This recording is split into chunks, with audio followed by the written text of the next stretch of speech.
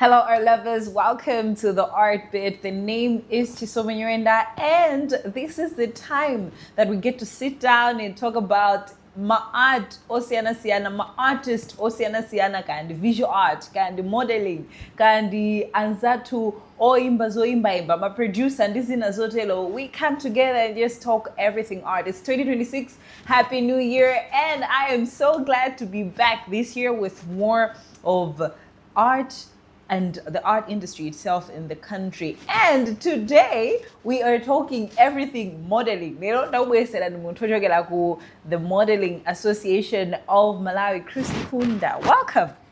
Thank you. Zikutega, Zikutega. I know that Happy New Year. Happy New Year. And I think I'm the first guest in 2026. Definitely, the first guest in 2026. That definitely means a lot. You're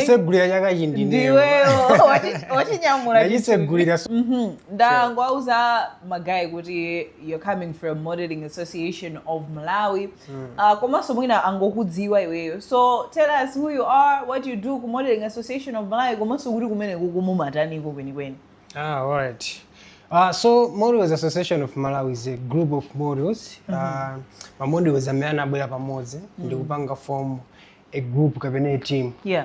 For a joint purpose. So tikamakamba ma models, it's a talent imene imenda individually. Okay. So tikati ndi a model. It's just you a model. Yes. Komano tinaona be kuti kolali esazenda pa pango kala chisukunezo. Yeah. So we came together ndi kupanga form a group kapena kuti an organization imene machedwa kuti Models Association of Malawi. Ndicho linga chakuti we should push each other komanso we should speak one voice. Yes. Komanso tikendi advocacy mozi komanso purpose yathu ikhale mozi. In as much as model category alipo ambiri komabe dzina lokhala yo kana zoti amwe model. Yes. That means you are representing everyone who is called a model. That's why you see kuti munthu ina wake oyimba akapanga chinthu chopoira. Chimanyozetsa oyimba wose. Oyimba Malawi. Music industry ya Malawi. Koma ni munthu mmodzi kamera panga zimene so oyimba wose. Yes. Yeah, so tinaona zoti aliyesa akamenda paekha mwina sitizidziwa kweni kuti what's our purpose. Yes. Yeah, so we apanga zake. In the end mukaona mbuyo muja anthu the core models kuti ma models ndi anthu osalongosoka. Yes.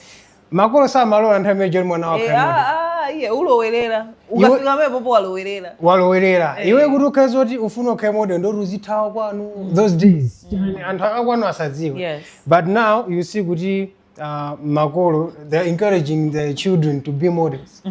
Timazoona when we are doing my workshops and my trainings anthu makolo abweresa nawo kumaperekeza kuzasiya ena kuadikirira when you're having fashion shows you see support kwambiri from my families and my models amene they are participating. That means the association itself it brought up a prototype shift imene mwina mwake mbuyo zinthu zimavutira pakuti anthu ayipetsese modeling. So the association the team imene ma models amene abwera pamodzi kuti tipange push with the same purpose. So that purpose ni mese mapangisa so anthu they should understand kuti modeling ndishani. Uli nkati moyankhula unafotokoza kuti iya modeling ilipo yosiyana. I understand timaona ma model ena makhala akuyenda pa runway, ma fashion show, ena tikuwaona ma billboard, ena tikuwaona kupanga nawo participate ma Miss Chakutimu, you know, all those type of things. Just real quick, take me through the types of models that we have in the country. Kabena amene muli now in your association one. All right, so initially modeling types padziko pasi panopa. Now there are 25 types of modeling. Mbuyo mo anali 20 types of modeling. Pano anaonjezera kumafika 25 types of modeling. Mungunama alipo ambiri. So until they think kuti tikati model ndoti ndiyekha ujaga enda nawo pa runway ku fashion show. Uli ndi flat tummy, ndonda, but it's not like that. Ma models alipo siyana. Okay. So categories of modeling alipo siyana. Yes. Because tikamati a model is a person amene akupanga represent something. Okay, kapena you are serving as a visual aid for people doing art. Yes. So for example, ine ndimapanga zovala zovala zimene tikupanga ife sitikugulisa kwa anthu asili mokhaokha. Okay, so kulisa anthu ena onene pota magula chani zovala zomwezo.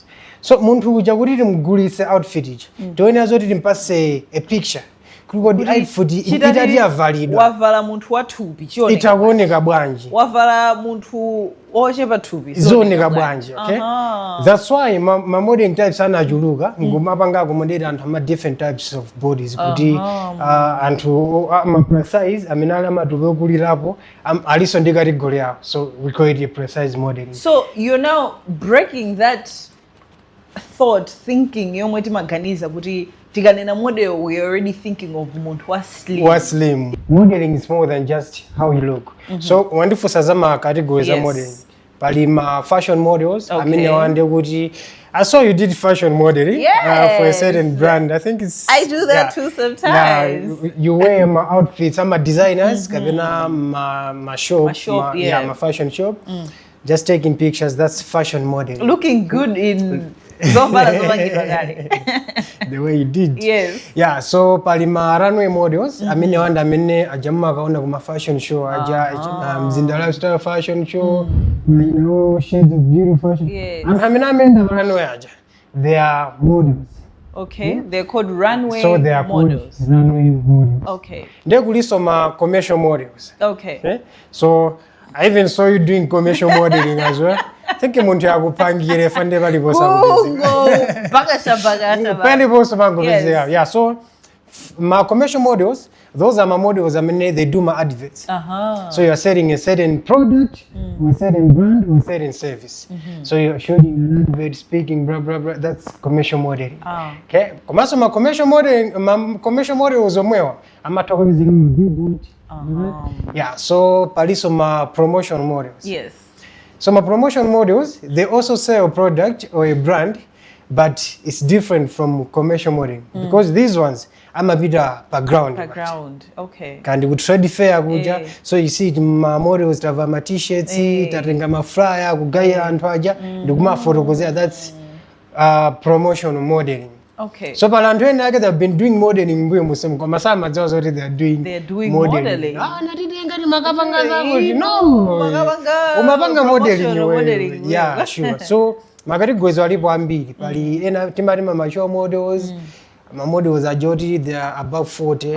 My influencer models, just by TikTok and all that. You are selling a product or a brand by social media. So we call them influencer models. Okay. Yeah, so but my child models, my petite models, tantu tifupi ma plus size umanena. Ma plus size aja. Yeah, so modeling panopa imapanga accommodate winalisi. Ndimapanga accommodate ma areas zonse. Unlike menezi makhalira mbuyo mujoti kati model ndikuti ndi munthu wamtali, wa slim, kaijeni ka flat tummy kaikiza bwino mwino. Yeah, okay. So pama modeling amene wawa, I want us to narrow it down to the thing about beauty pageants. Miss Malawi, Miss Chakuti. Kumene kuku. Or amabira kumene kundi, because if we look at most of the contestants obanga participate in my beauty pageant, amakhala ma model ndithu anthu okuti achitako modeling kana pangapo ku ma beauty pageant. Kumabira anthu otani. Now, there's a difference between a pageant contestant and a model. Okay. And how we are ndosiyana. All right. Ndosiyana. Komano zimata kutego, you can start with a beauty pageant, ndikuka sanduka a model. We have my examples ambiri. Ajina Priyanka Chopra, they started as my beauty pageant contestants, ndikuka sanduka my models. Yes. Yeah, so zimatega nditu, but they are different because a beauty pageant, the purpose of a beauty pageant, the modeling is different. In modeling, we're saying you are a person, kabena someone is selling something, a brand, a product, a service. Pamene in a beauty pageant, you are just advocating for something. Okay. So in a beauty pageant, we judge you as a person. As a person. Your personality. Pamene ku modeling, we don't judge you. Okay? It's We the judge product the or character. the brand. Yeah, the character many apangira carry the product, the service or a brand. Okay. So zinthu zindizosiyana kumana anthu amaziphatikiza. Which for anthu aziphatikiza. Pamene pamangitsanso ma modeling types achoke pa 20 akafika pa 25. Kunabweranso category ine imene amaitcha pageant modeling. So my pageant contestants can be anyone. Zero experience, just you feeling confident about yourself. Okay. You can contest. Tili pamene bobo pa beauty pageant. I'm sure you will help us understand bwino pomwe mwina panabweresa confusion. I've been following the recent Miss Malawi, komanso Miss South Africa. For this Zikachitika mukhanga mondondoza nangu. Yeah. There was a lot of confusion kwa anthu ongotsatira zinthu maga expressing their views on social media. Kuti ma beauty pageant iwa ndioti you just judge according to mene munthu akoneke oyenera kuwina akuyena kukhala mene akoneka okongola kwambiri or the one that looks appealing, not necessarily kuti mumufuse mpaka na mafuso fora anakanika kuyankha fuso bwino ndekuti watuluka kumene kuchaku. I understand you mentioned kuti umakhala you're advocating for something. Adi kufuna Miss Malawi watu azipanga zothandiza ana amasiye kapena kufuna azithandiza achinyamata. I just want you to really help us understand pomwe timamisa mwina ngati anthu. Right, so tikamakamba a pageant, kuli ma pageant osiyana-siyana. Kuli Miss Malawi, ngati tikambelo kale, kula jina Miss Malawi, kuli Miss Culture, kuli this one amati Vision Pageantry, it was Miss Heritage, Vision Pageantry, kuli Miss UMP, kuli ma pageant osiyana-siyana. So ma pageant amene ajawa makhalaso ndi ma mission statement ya osiyana-siyana. Okay. So what Miss Malawi is advocating is different from what Miss UMP is advocating. True. So when you are choosing a queen wa UMP, a queen wa Heritage, wa Culture, wa Malawi, it means you are choosing an ambassador. So tikamari Miss Malawi is more like to say this is the face of Malawi. Okay? Yes. So a face of Malawi is not just maonegedwe kuwenera ukalowe ma meeting ena ake representing Malawi uja tikukamba za ambassador wajani wa Malawi. Okay. So ambassadorship yo simangobwera mene munthu kuoneke muso muzikalemo. Do you understand kuti chimene upanga representing ndi chani? Yes. Because you can be Miss Malawi kumasa madzazo kuti Malawi ndi chani. True. Ndizoteka. It wasn't just an event. Yes. It was a process. Okay? Inambira kutali anthu aja. They went through auditions, preliminary, mpaka na the boot camp. Kosebuja they were judging. So sura mangu ajaja the way they work. So training osiyana-siyana, equipping them. So if it is just about how you're looking, so muntu munjaja bwanyi minabonekera mwana ku auditions ku preliminary. Ndori kana cafe zimozi. Ndori kana cafe zimozi. Umachiso is beautiful. We're telling this. Ajisomo achitenge. That was the common phrase by January. Yes. You know achitenga chintozi. Yeah, komano it's beyond how you look. Okay? You are serving the community. Okay, so the community also has to see, because ukafika mene pajabodi you are a beauty queen. It's no longer just you. It's no longer just a brand. Yes. For example, panobati ndi this one Tandi Cheese ya Miss Malawi. Really Miss Malawi. Okay. So it's different from modeling. For example, Mzinda Lifestyle, tukupanga fashion show. So tufuna ma models ora akaenda fashion show. What we do? Tingopanga auditions. Then tuonora ndima collections amene akubwera ku Mzinda Lifestyle. Chisomo atakatu akavala zimene zindu kuenda panwe zikaoneka bwino. This one. Parane paja suka yankula china chiyo. Suka yankula. Uyenda zivyo. As long as antaona zoti chovala chi can be wearable. Okay? It can look good muntaki. Okay. So you're not selling you. Yes. I'm selling product. Selling a product. All right. So these things, they are different. Komabe, we can separate them. Yes. Zimenda limodzi. Karanweko uzitha kuyenda ndithu. Kuyenda munthu. Pama judging criteria pachi pamakhala zinthu ngati zili zimene zonse. So one way or the other you can't run away from one of each. Yeah, sure.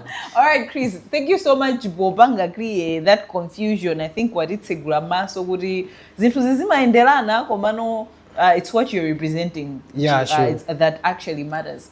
The other thing that I really want us to talk about is the stigma that comes kwa mamodel. I think unapanga mention iso kuti anthu amango waona mamodel panopa I understand kuti mwina tukhanga tikuchoka ko kumene waona mamodel ngati kuti basi. Have there been instances kwa association kwanu mwina anthu kusapanga report kumene or mwina just sharing the experience of exploitation?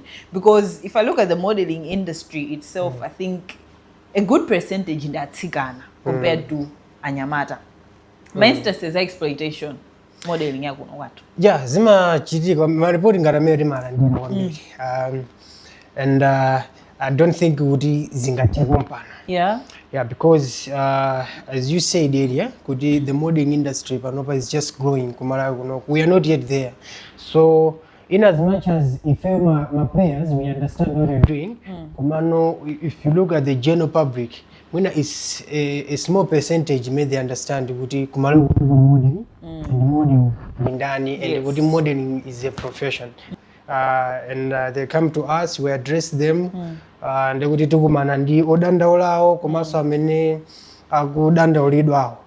We don't use force, komano at this level, if every makhulupirira kuti chofunikira kwambiri nchoti people should have the understanding of kuti munthu ndani as a model amayenera kutani. When people understand it, they treat us better. Yeah. Okay? Even my clients, zimapezeka nthawi nake ndifuna zoti ukapange shoot zovala zaine, so you charge I charge this much. Yeah.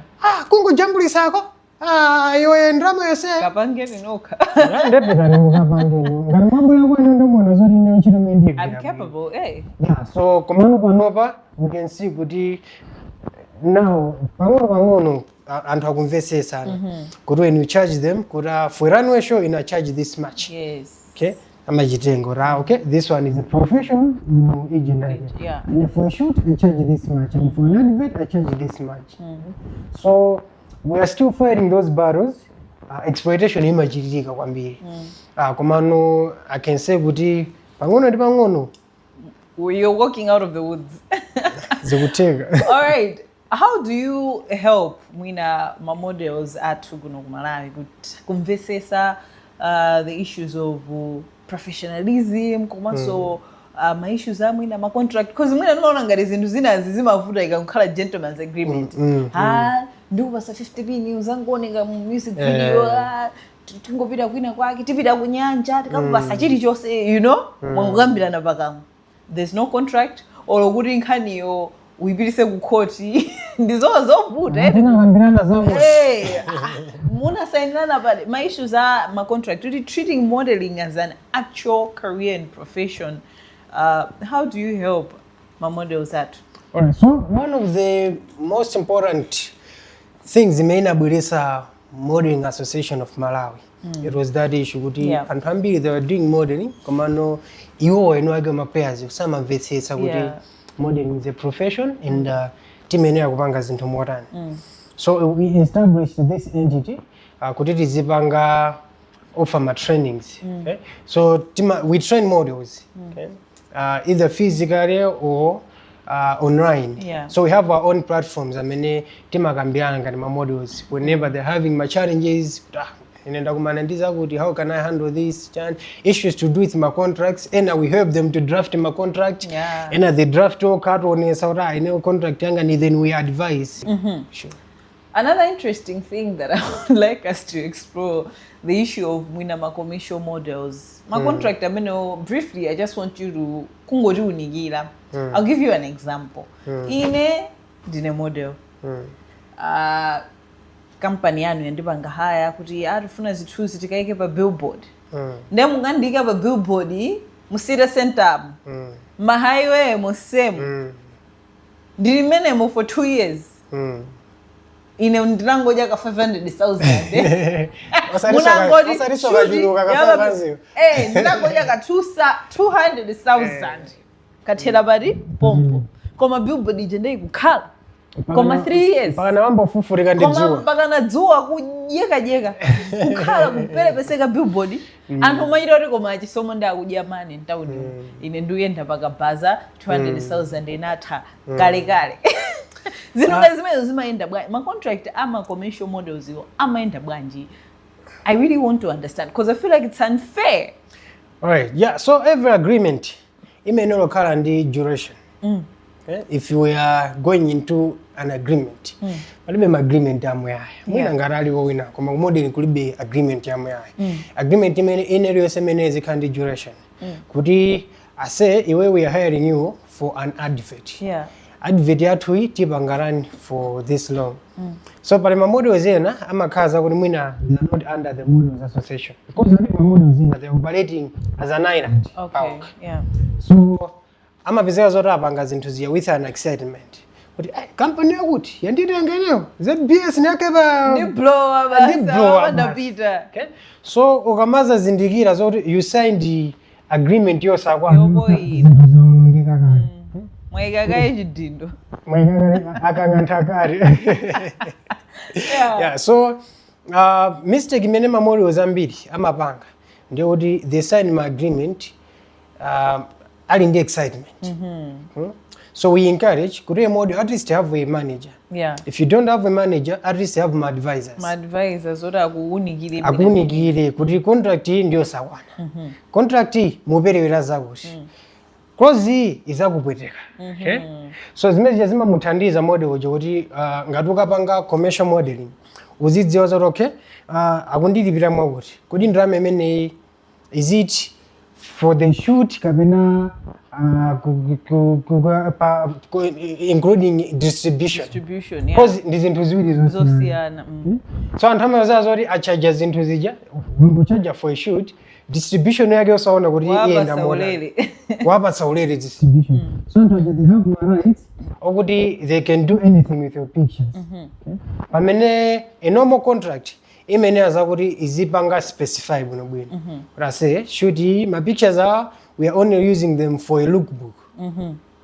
Ngati chinthu ijoka yone pa billboard ndiyoti ndinkanina because we agreed with this is a lookbook. Yeah. My pictures are there for social media use for how long? Yes. And my platforms are got you. Yes. So you can agree that if you pa Instagram contract muja muntu apanga ota we are using them for social media Facebook, Instagram. Mwina newala ulemba TikTok. Mukakangoena ku TikTok ndinkanina that's another payment. Yes. Okay? Ku So, X another. Ndinkanina. Okay. So these pictures it's a billboard shoot. We're for a billboard shoot. Mukaziona pa social media. Mukaziona pa social media. Yeah. Okay? So that's a breach of contract. So mamoli wazaja we train them kuti azivanga understand every clause ngati legal zinthu so zimvetsetsa. At least find someone amene ali ndi experience yopanga translate ma legal terms. Because anthu so ndochenjera. Yeah, true. Okay? Ungoyeka zizungu. Amangweka zizungu zikubalalise kwambiri. Nde anthu so mwina ndule so ene. Plus excitement. I mean, your contract in the 6 pages imangotama ngam signature. I didn't sign but date. Bas. Without knowing what's inside. Udazibweteka. Mwina so iwo so kudzawo pangaso suku kuti picture hii tinapanga zako mu contract mujenda panga ndi yathu. Niwe wayepanga post. Yeah, true. We have had those scenarios. Yeah. So Zosaenda. Mangofunika mamodels akhale proactive before signing a contract. Then that actually goes out to every creative. Exactly. We shouldn't just be excited go sign a bus. Ngati pena bake simunamvesese pezani munthu okuti akupangirani translate into a language you actually understand.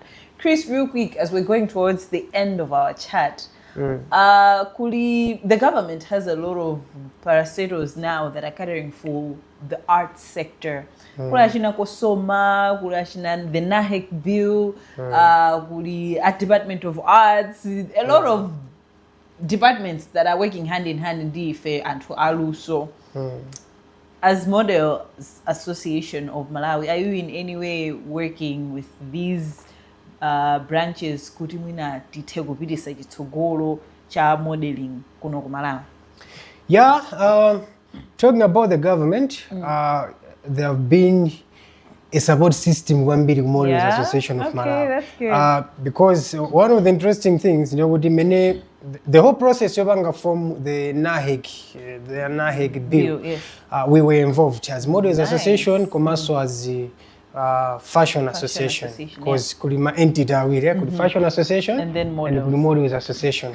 So tinali involved in the whole process. Also talking about Kosoma, we are registered under Kosoma. The Department of Arts knows us. Whenever we're having activities, they come and nthawi zina ndi zina tikafuna nzeru mathandizo ena ndena, they're always there for us.